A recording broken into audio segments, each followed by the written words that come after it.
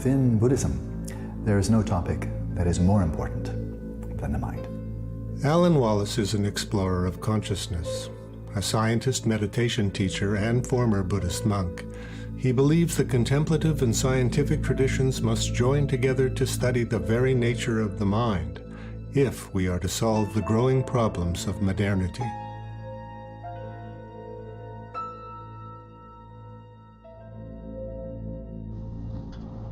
Because I don't think any time in recorded history have human beings been subjected to so much information, but just a massive input of sensory input, intellectual, informational,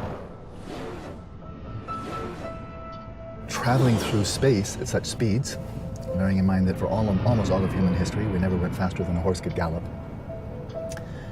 And just having to gear your whole nervous system for dealing with just the ordinary demands of daily life, of traffic, of telephone and emails, of faxes, of conversations, multitasking, changing. I think it's very, very important for our world society that we do really explore more fruitful and mutually beneficial ways of engaging science and spirituality. And that means there needs to be some shift of priorities, people moving away from the equation of the good life being a life of massive consumption. Today, Alan Wallace is based in Santa Barbara, California. But in 1971, barely out of his 20s, he left university behind to go off to Dharamsala, India, to study Tibetan Buddhism. What may have been a flirtation for many others of his generation was for him life-changing. He became fluent in Tibetan, and by 1973 he had taken the giant step of ordination as a monk. He soon realized that an academic program of Buddhist studies was not for him. He became intent on mastering meditation, and he had the good fortune to be privately tutored by the Dalai Lama himself. I made a beeline for a little rustic little meditation hut way up in the mountains above Dharamsala. Every few weeks I would come down to His Holiness's palace. I'd receive personal guidance from him. When his Indian visa ran out, he went to see the Dalai Lama about his future direction. And he said, "What do you want to do?" I said, "All I want to do is continue meditating." He said, "Well, then do that." So there, he gave me carte blanche. Over the next 30 years, Alan would spend thousands of hours in solitary retreats. During the 80s, he decided to resume his university studies, and he did an undergraduate degree in physics, philosophy of science, and Sanskrit, followed by a doctorate in religious studies. Very good. Bye. Travel well, Al. Thank you so much, Paul. His doctoral research was on the integration of Buddhism with science, pointing out the need for a more comprehensive, scientific view of consciousness. It would become a lifelong, passionate pursuit. During this period, he disrobed and married the Buddhist scholar Vesna Wallace, becoming both stepfather and grandfather. The hardest students to teach, or people to teach, are people who are really locked into just science or just academic stuff. They're really hard to teach. They have no faith. In the late 90s, Alan joined the Department of Religious Studies at the University of California, Santa Barbara. But finding the academic life too restrictive, he parted ways with it in 2001. After a 6-month solitary retreat in the California mountains, he decided to teach Dharma and pursue his research interests. Speaking with your own voice, you can't speak as a monolithically for your whole family foundation. But can you tell me? To date, Alan has published over 30 books and translations, and has become in worldwide demand as a teacher. In 2009 alone, he logged 200,000 miles teaching shamatha, a Buddhist meditation practice for probing the depths of consciousness. Among the many forms of meditation taught in Buddhism, one that is elementary, but in a very foundational way, is called shamatha. Taught by the Buddha, it's not just one method, it's an array of methods, but they all have something in common, and that is shamatha, I regard as contemplative technology. Shamatha practice is really designed to cultivate and enhance one's attentional skills. In order to experientially realize the ground awareness, the deepest dimension of awareness, called Rigpa, in Tibetan, pristine awareness, primordial consciousness, Buddha nature, in order to probe to that depth of consciousness, one wants to have a good tool to get there, and the tool is shamatha. And so whether it's focusing on your breath, or focusing on a mental image, observing thoughts. There's a wide variety of shamatha methods to help stabilize the attention. So with one word, we say stability. Stability of attention means that you're able to sustain focus over time without the focus of attention unraveling. And if one is practicing correctly in a conducive environment, then the benefits become quite obvious. It improves the stability of attention, the clarity of attention. It decreases negative emotions such as contempt and disgust, replaces them more with compassion, equanimity. I would say that something I've experienced, and I'm sure other people have as well, is that it opens up the creative resources of the mind for problem solving, for mathematics, for music, for more spiritual issues and so forth. It tends to enter into or provide access to a kind of a field of creativity, of non-coagulated mind that's not clumped into rigid, I want this, I want that, kind of fixated, linear, driven. The mind goes more fluid. You back? All right, we'll walk. Look, actually there's the meditation hall. Can you see that? The meditation hall of the Mind Center, a research and retreat facility newly built for Alan Wallace on the island of Phuket, Thailand. It's part of a large school and athletic center being constructed by one of Alan's supporters. Yeah, I can see it. It's just white. The Mind Center will be used for 8-week shamatha retreats. The inaugural retreat is about to begin with 36 people, aged 19 to 78, from all over the Western world. I'll take you through this library. And there's a guy called Nick. If shamatha is a tool for probing the depths of consciousness, it can also stir up its emotional contents. Here's my son in Australia. Malcolm Huxter is a clinical psychologist and former Buddhist monk attending the retreat. I'll take you to the guards. We'll take you to the guardhouse. Alan has asked him to help out professionally if anyone is in need. You can't see that? Oh yeah, it's all white. I did come in with a bit of trepidation, to be honest, because I wasn't sure how much I would be needed as a psychologist, how much I was going to have a retreat experience or just a continuation of work. Okay. And easy standing, please. Yeah. Rest day for the opening of the Mind Center. Most of the retreatants have already arrived, with and without expectations. I wanted to practice more, but my daily life was involved in so many things.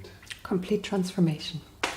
This guy knows what he's talking about. Of all the Dharma teachers and everybody out, I just felt right away a very strong connection.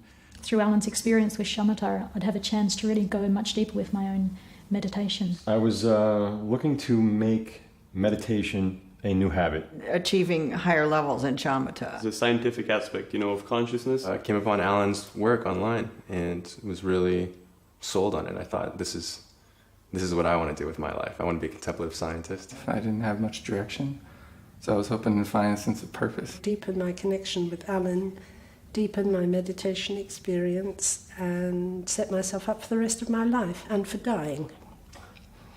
I thought that here I would find some conditions that I'm trying to find to practice for a long time, maybe 3 years, 4 years, I don't know. I kind of made a rule of not having expectations. Many. Yes. If I had any, it was that I wouldn't progress very far.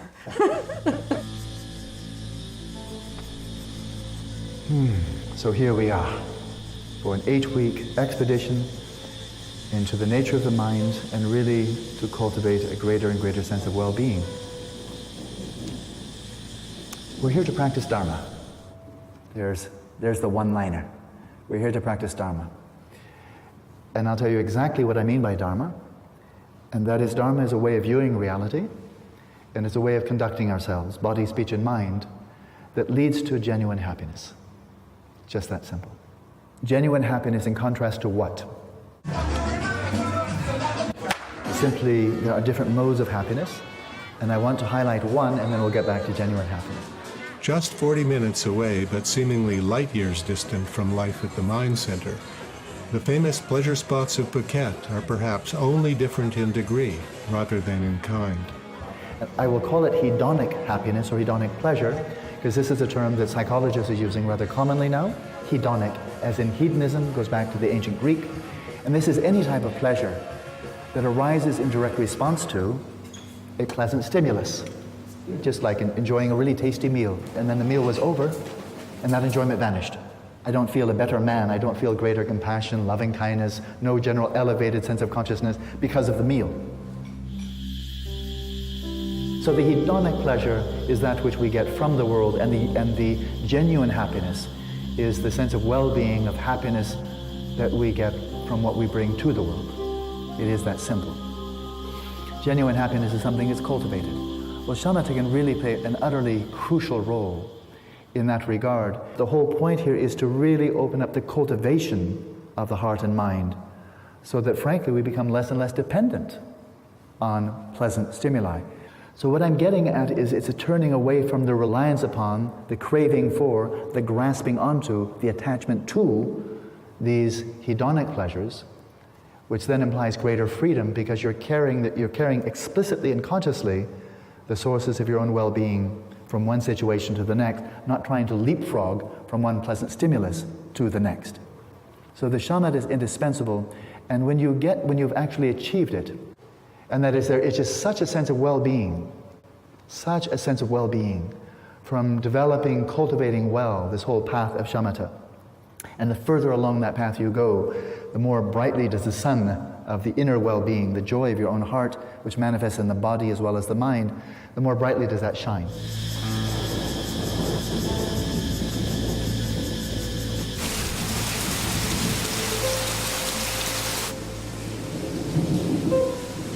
Now, first of all, just a brief allusion to what does it mean to achieve shamatha. Well, when you've achieved shamatha, it is such a refined state of awareness that your awareness is completely withdrawn from the five physical senses, totally channeled into mental awareness. You lose any sense of being physically embodied. All the physical senses shut down. Your mind goes only into the mental realm as if you had fallen deep asleep, but your mind is radiantly clear. It is now profoundly at ease. Once you've achieved shamatha, you can sustain that flow of utterly single-pointed, stable, luminous attention for minimum 4 hours on end, 4 hours at a stretch, effortlessly. This is not a trivial or an easy degree of mental balance or attentional balance to achieve. What can be achieved, and what I encourage people to aspire for, is that when you leave here, you leave with confidence. And that is, you will now have been well introduced to this whole array of methods of shamatha. You'll be familiar with them. I will be like a chef who's teaching you as apprentice cooks, and you will know how to cook all these dishes, and they will taste good. You will know that you've done them correctly. You will not be a master chef after 8 weeks, but you'll be able to cook up some pretty good grub.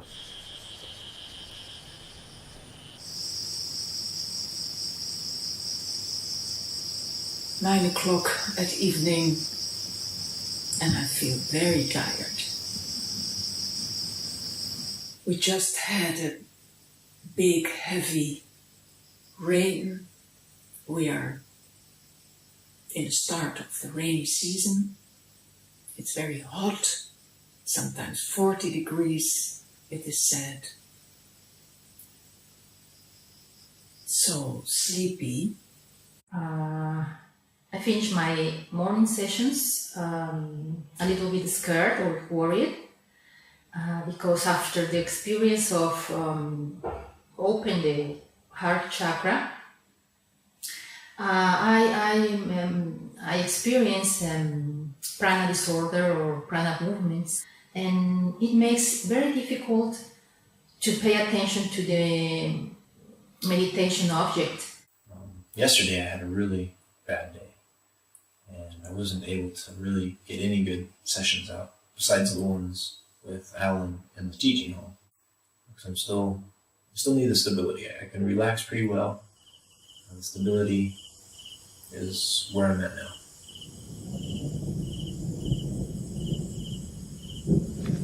The mind, if we consider just this generic term, the mind refers to this range of subjective experience that we have by way of the five physical senses, but also the range of experiences we have mentally.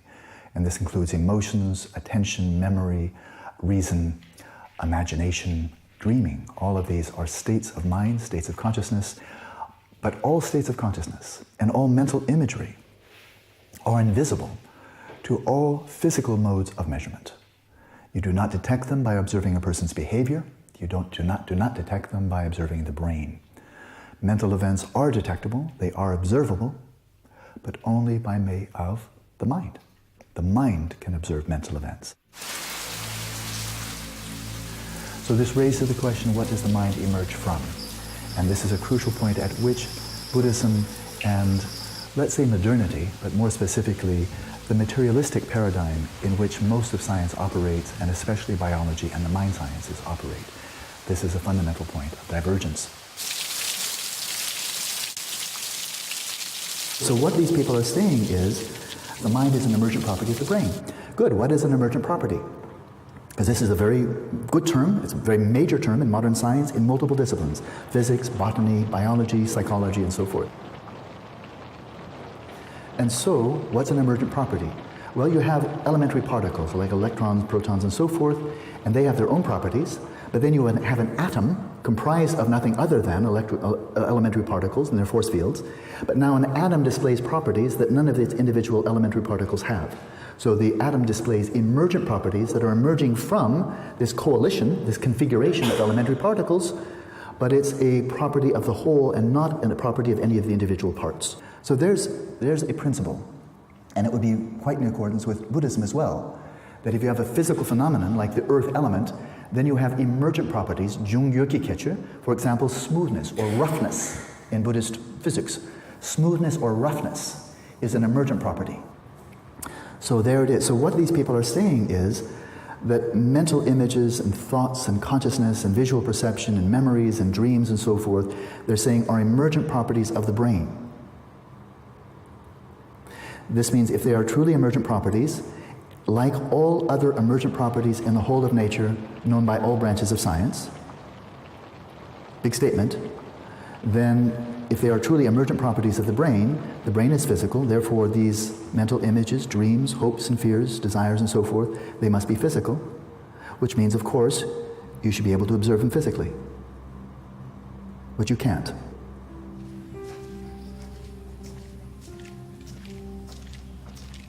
But if the mind doesn't emerge from the brain, if it's not simply a function of the brain, where does the mind emerge from?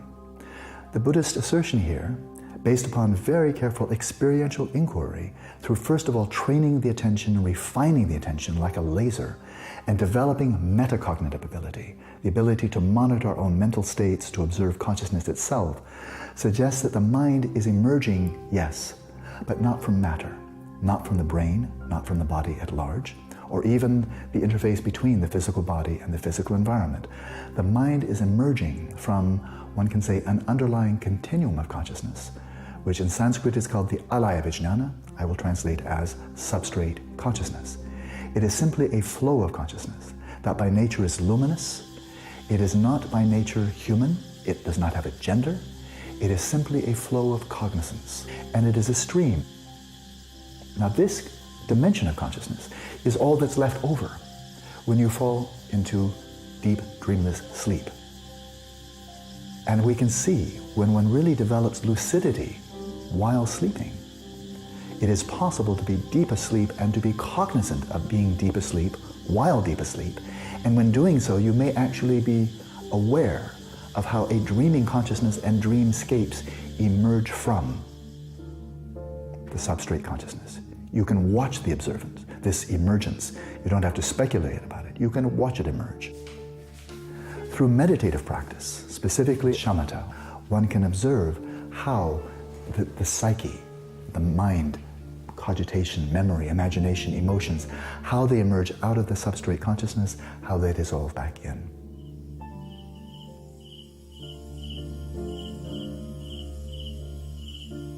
One can ask, is that the whole story? Is that all there is to consciousness? This coarse level, this manifest level, the waking consciousness, and then that out of which it arises?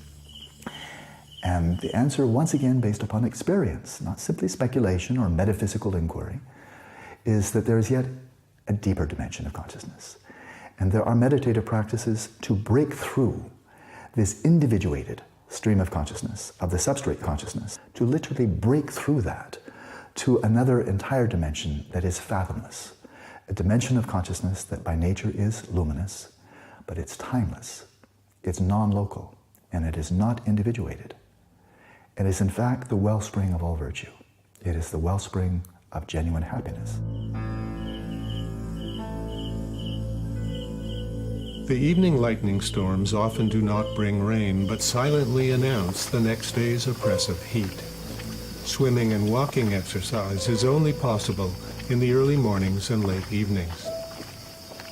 The Mind Center is part of a large athletic facility under construction and an international school already in operation. Though the area is 15 minutes from the sea, it is feeling the beginnings of development, with gated, mostly expat communities beginning to sprout up in the midst of traditional rural life. We went and saw the monkey. Daniel got a bug in his mouth. We saw lots of puppies and lots of ducks and dogs. Kind of smelled like sewer. I wonder why. Also wonder why the poor monkey's chained up.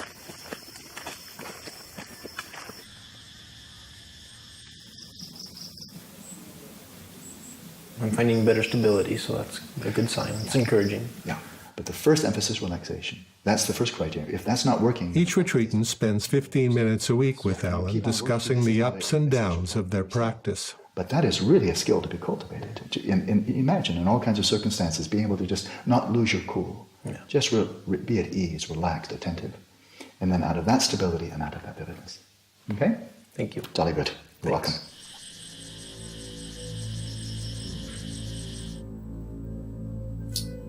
Yeah, it's going okay. Kind of a dull day again, like yesterday. Things aren't just very vivid. So it's not too discouraging. It's a little discouraging, but it's like... I had again the problem with the prana. It was terrible. It's a lot of movement, a lot of lights. Well, I saw the channels, but the channels with this, the whirlpools, I don't know how to say it really. And it was so strong the movement that also in my body, I felt some kind of shocks of energy or something like that. And my heart was beating very hard. Just a little while ago, earlier this evening, the feelings in me were shaky and insecure and a bit gross and a bit like a failure, uneasy and angry.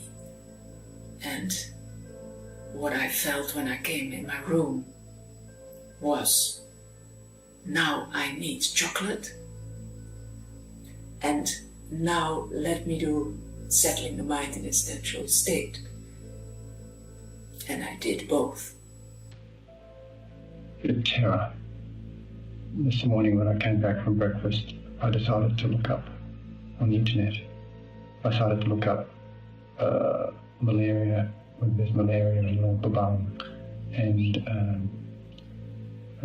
Angkor Wat, because I'm thinking of going there. And I looked it up, and there is some indications of malaria and in both those places. And it just spun me out a little bit. Well, I was already spun out anyway, but it brought back lots of memories of the fear and terror that I had when I actually had malaria in Thailand. Thinking that I was for sure going to die then, and an enormous amount of insecurity there was. This is when I was 23. And I just kind of locked into that. And also there's a kind of strange something happening in my foot and lower leg, getting hot flushes, and I wonder if it's the beginnings of varicose veins. Yeah, it's no big deal, but I noticed that the mind kind of fixates on problems. And early on, when I began teaching shamatha, I found that through the practice of shamatha, this tends to dredge the psyche, especially one's doing a lot of practice, 8, 10, 12 hours a day. A lot of emotions and memories and all kinds of things come up. And this can stir up emotional imbalances, spikes, so to speak, of one's emotional life. And so while we call this a shamatha retreat, a very important additive are the cultivation of qualities of the heart. And in Buddhism, one term for these is called the four immeasurables. And these are loving kindness, compassion, empathetic joy, and equanimity, not in the sense of simply being very calm, but equanimity that one's heart is evenly open in a spirit of caring to everyone encounters. The meditative cultivation of these qualities can help one move through those times of emotional turmoil, just to restore the balance. And one way they do that is by taking into account, really attending closely to other people's well-being. This makes the awareness more spacious. And so it doesn't make one's own problems, one's own emotional upsets, it doesn't make them smaller, it puts them into perspective. And they're called immeasurable because the Buddhist glorious hypothesis, shared by other contemplative traditions, is that these four qualities can be cultivated to the point of boundlessness, of immeasurability. I was trying to observe the nature of awareness. Yes. What is made of? What does that mean? Indeed, yeah. Awareness, to be aware. And suddenly I say, it's love. I mean, it's feeling of love coming from the heart chakra. It was so profound. If you like my response, is you're really settling more and more deeply into that substrate consciousness, but you're also like sticking a little hole through it. And some of the light of just sheer unconditional love, fathomless, infinite love, from Rigpa, from a much infinitely deeper dimension, is shining through it. Practically speaking, I wouldn't alter your practice. Your practice is going fine, right? Just to maybe clarify a little bit, as these experiences arise, insofar as you can simply be present with that luminosity, with the bliss, even with the loving kindness. But when I say just be present with it, and absolutely in no way suggest, oh, this is not so important, or this is something, don't get excited about it. Absolutely not that. But what it is whether it's the loving kindness, whether it's luminosity, whether it's bliss, whatever it is, that you attend to it just like that, hands open, with no grasping, no going like that. Just, and then it flows through, and that will allow your mind to keep on slipping deeper and deeper until your mind not only dissolves into the substrate dissolves into Rigpa, into pristine awareness. And then you see why it's called pristine.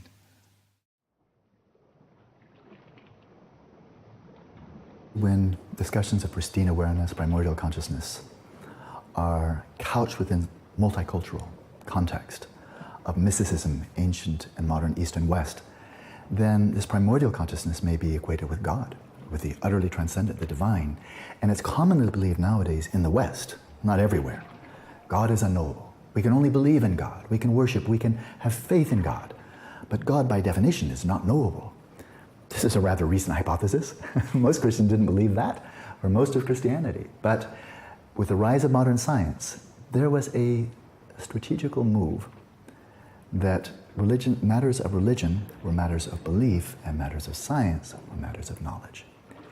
And religion got basically pushed back into the realm of just faith. So we've created this ridiculous split, because science absolutely has tremendous authorities in it, and religion, really all the great religions of the world, have always had, at least at their core, profoundly experiential elements.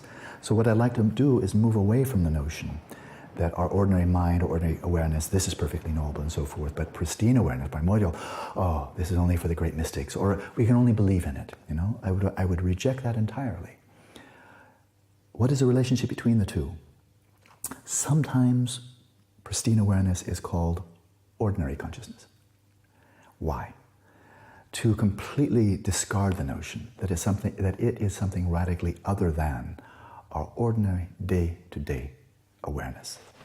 It is nothing other than that ordinary day-to-day awareness. When we realize primordial consciousness, we are absolutely not realizing somebody else's consciousness. We are realizing the essential nature of our own consciousness hidden in plain sight. Why is it that we are not all enjoying this inexhaustible wellspring of compassion, of wisdom, of mind-transcending powers and so forth? Why are we not all fully awakened, enlightened beings, enjoying the bliss of primordial consciousness and transcendent non-duality? Because it's veiled. It's veiled by what? By what Buddhists call dualistic grasping, and that is in our ordinary modes of consciousness. We bifurcate subject and object, subject in here, object out there. We bifurcate self and other. To simply distinguish, there are appearances there, then there's awareness, no problem. But to bifurcate them and reify the distinction, to make absolute the distinction between subject here, object over there, awareness here, appearances over there, this is the core delusion. The notion that I and thou are radically and absolutely separate. It's primordial and perennial wisdom that we are one. And only on the surface of appearances are these distinctions that we have to take seriously. So ordinary awareness is nothing other than primordial consciousness. But here's a lovely metaphor. Primordial consciousness, when realized, is, as it were, fluid. Ordinary consciousness, as ordinarily experienced, is, as it were, frozen. We coagulate, we freeze our sense of who we are as separate, individual, autonomous egos, selves, with my mind. And then we even freeze it further by putting inside the skull. My mind is my brain, or it's a function of the brain. Therefore, I've just put it in the deep freeze of my own skull. We freeze the distinctions between subject and object and make them rigid. My side and your side. All the demarcations we have of political differences, philosophical, religious, ideological, all of this we freeze, we take them so seriously. And all of this grasping, what is called dualistic grasping, obscures who we actually are. It obscures the nature of consciousness. It blinds us to our own nature.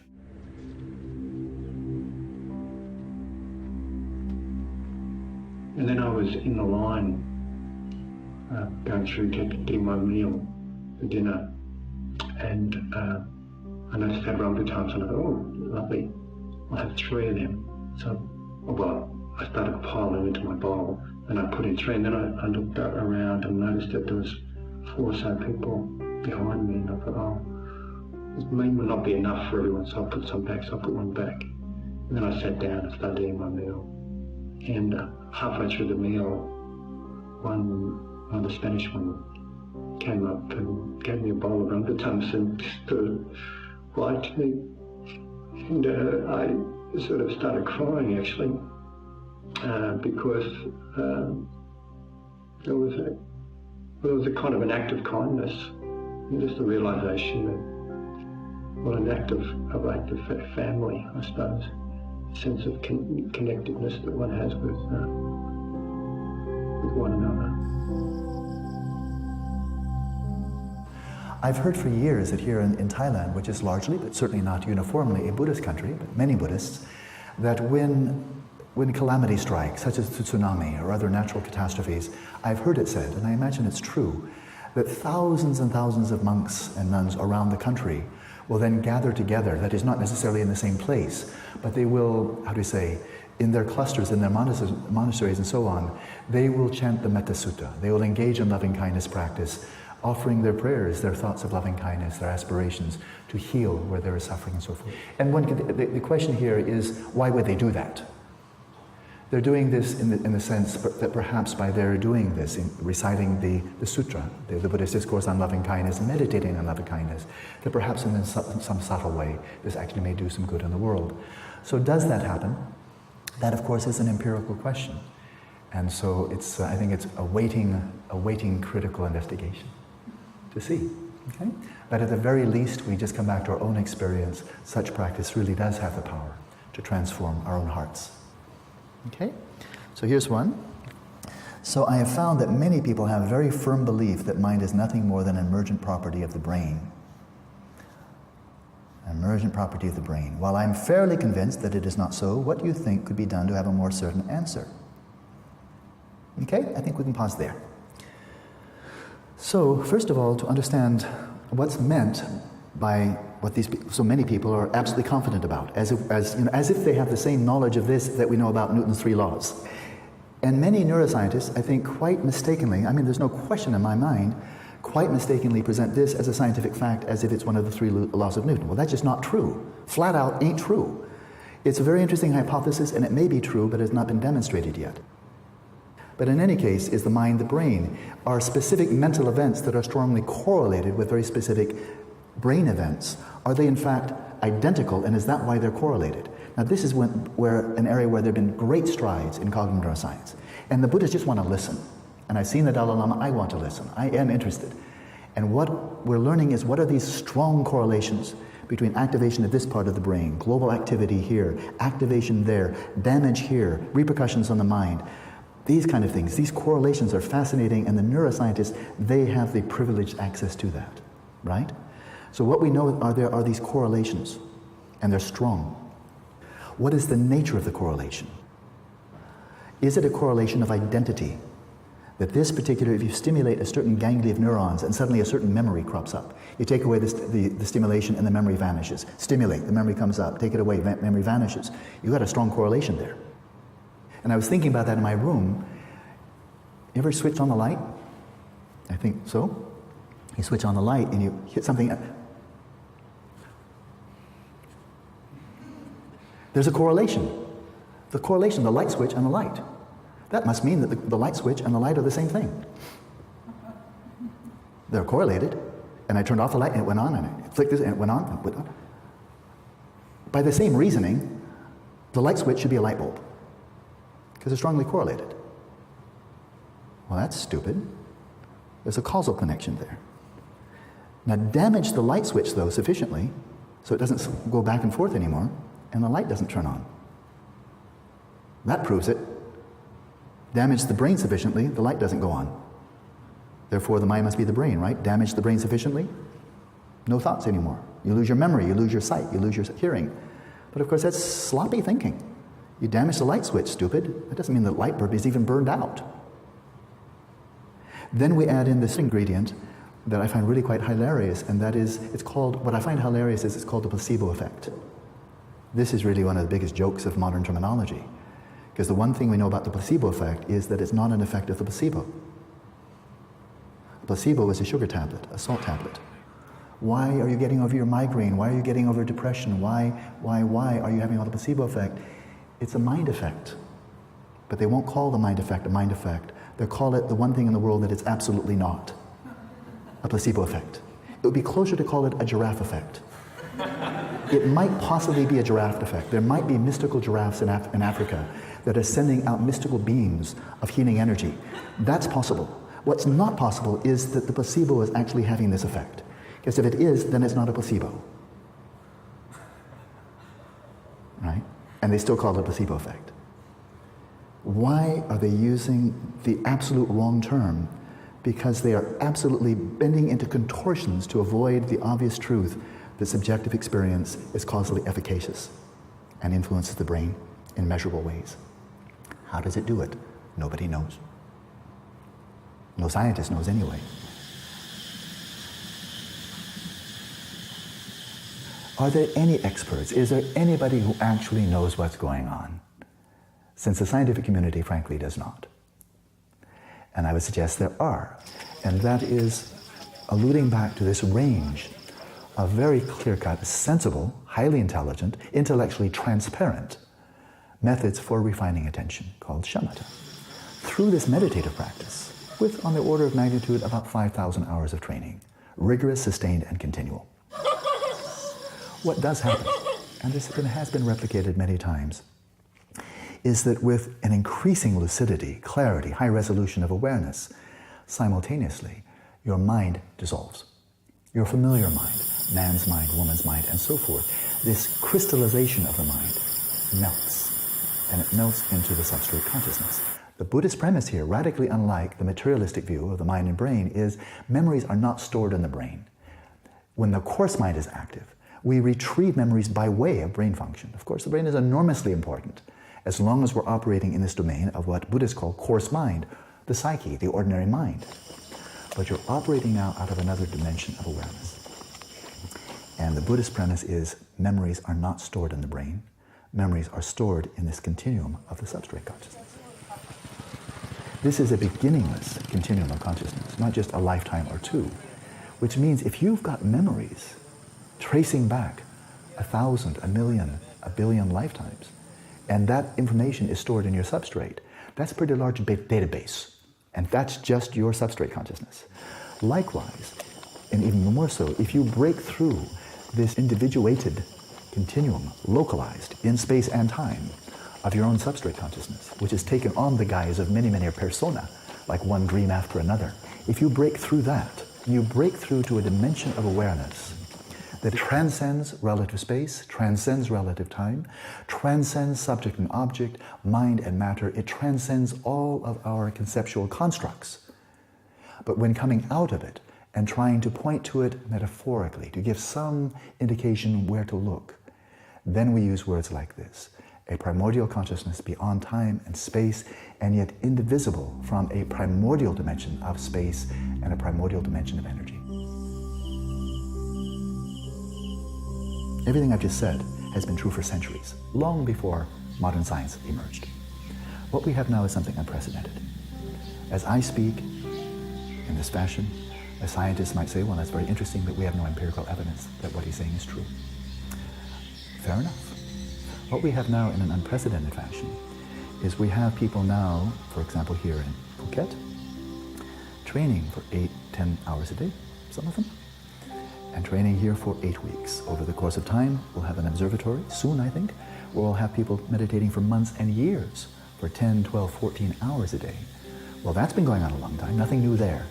What is new is we will invite, and we already have quite a number of scientific teams interested, we will invite scientific teams here and to longitudinally study the behavioral effects of this type of intensive, sustained, systematic training, so that as we have people, for example, in the next 2 or 3 years, I think it's very likely we'll have 10, 20, 30 people devoting 10, 12 hours a day to developing shamatha. Developing shamatha and doing all they can to access the substrate consciousness, to dwell in it, and chronicle that whole process of achieving shamatha with the state-of-the-art technology. And then once shamatha is achieved, then the hypothesis here is that while resting in the substrate consciousness, you may in principle have access to previous lives. Good. But now let's do this in this controlled environment, where number one, this person wasn't just out of the blue saying, I can remember a past life. All very well. But now when they come out with a story, then put it to the test. Because it's so easy. Is it a fabrication? Is it not? If it's not, if it turns out to be true, very good. Check beyond all reasonable doubt, is there any way you could have had this information apart from your own substrate? Hola, so we are clearly approaching the final 2 weeks of our time together here. Some of us may, or maybe even all of us may be engaging with a type of tension. I've been concerned about a woman who looks like she's having a brief reactive psychosis, acting a bit bizarrely, doing circles, inappropriately approaching people. Hola, so good morning. So a little bit of background information needs to be shared with all of you. Yesterday, as some of you, but perhaps not all of you, noticed that one of the members of our community here, especially yesterday morning, displayed quite unusual behavior. It was in fact delusional behavior. And the first I saw of it was early yesterday morning. It was very sweet. At the same time, it was delusional. Immediately, as soon as I saw this, I consulted with Malcolm, also with Adelina. As the day went on, the symptoms really did seem to subside. And it was only at the end of the day that I became quite startled. And that is that there was another factor involved.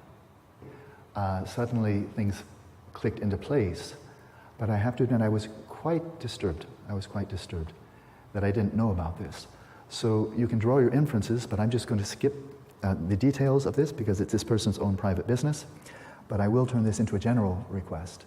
And that is, if any of you are taking psychotropic pharmaceutical drugs, this is something that I need to know. Otherwise, I cannot be.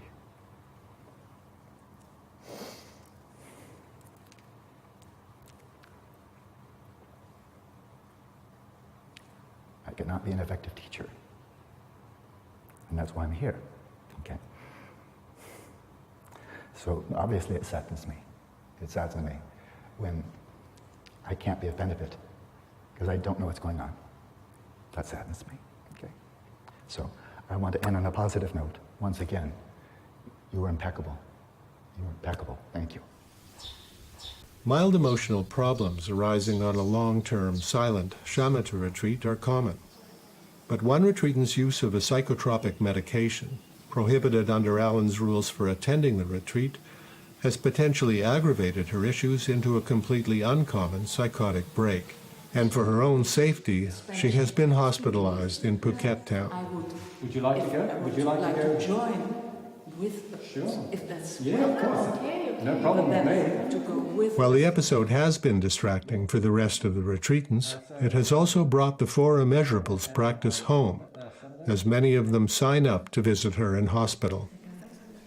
10 o'clock tomorrow, Rosa.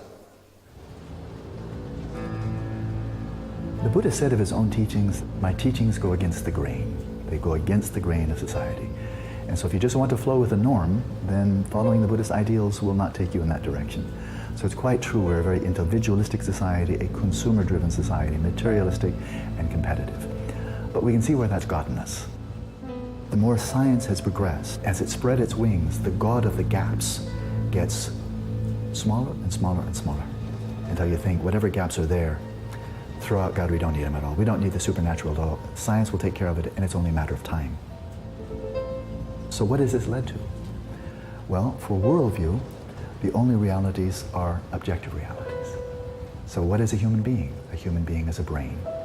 But now a materialistic worldview can only give rise to materialistic values. You will only value that which you think is real, put that into a lifestyle, and you have rampant, unmitigated consumerism. All of your quest for happiness, that of yourself, your children, and everybody you know will naturally look outwards, and they'll look outwards for acquisition and consumption. Now we have 7 billion people on the planet. This worldview is no longer confined like a disease that only Europeans had. It's now endemic, and it's transmitted by way of the media. It's a type of mental virus. Well, you can only have so many kids, and you can only eat so much. But you can acquire more and more and more, and you can consume, in terms of energy and natural resources, more and more and more. It's hard to put a limit on how much one person can acquire.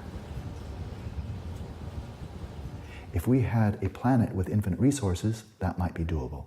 But our population is expanding, our natural resources are contracting, and this worldview, with its corresponding values and consumer-driven way of life, are a catastrophe, and they're leading to our self-annihilation.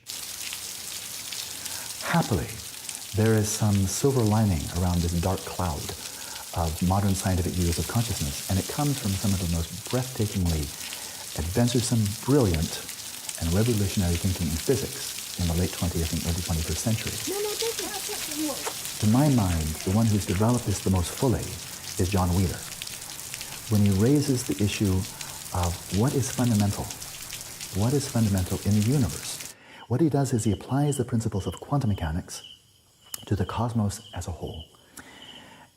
And the conclusion that Wheeler has drawn, that it's not matter that is primary, fundamental. What is fundamental to the universe as a whole is information. But now as soon as we say this then, that information is fundamental, then you've just called in the observer, the one who is informed as a fundamental ingredient of the entire universe. And so instead of a radical trivialization of consciousness, this brings it right back to the very core, essential elements of reality as a whole. Because it is only with consciousness that such a thing as information emerges.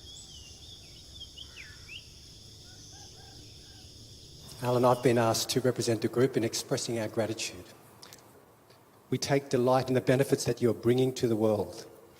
May the flourishing ripple effect of your clarity, wisdom, and encyclopedic knowledge, skill at expressing and explaining Dharma to the Western ear continue to awaken and bring genuine happiness to all those that hear. So, thank you, thank you, thank you for all the words you have spoken, for all the cool body expressions you've made, the Dharma dancing that you've managed to do sitting still, and thank you, thank you. Thank you, Malcolm.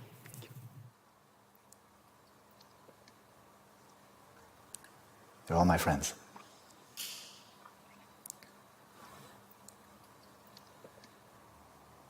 And we continue in friendship. Bodies go different places, but the friendship remains. So keep in touch. I'm here to help you as much as I can. And this has been, I can't express either. But I couldn't have asked, without exception, and I absolutely mean that, without exception, each one of you having been here. Really a blessing. And what a way to start. What a way to start. Good. Travel well. Travel well.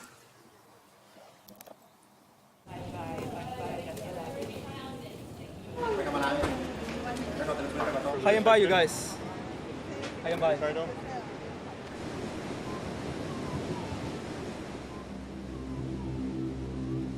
Consciousness has always been in the universe, and we've ignored it. Why have we ignored it? Because for the last 400 years, we've been looking outwards, and when you look outwards, what do you see? The physical, the quantifiable, and the objective. Consciousness is not physical, it's not quantifiable, and it's not objective, therefore you don't see it. This is why I believe that modern science right now, after 400 years of maturation from the time of Galileo, is a one-eyed science. We're seeing things flat. And what we're seeing there is marvelous, but we're just seeing appearances.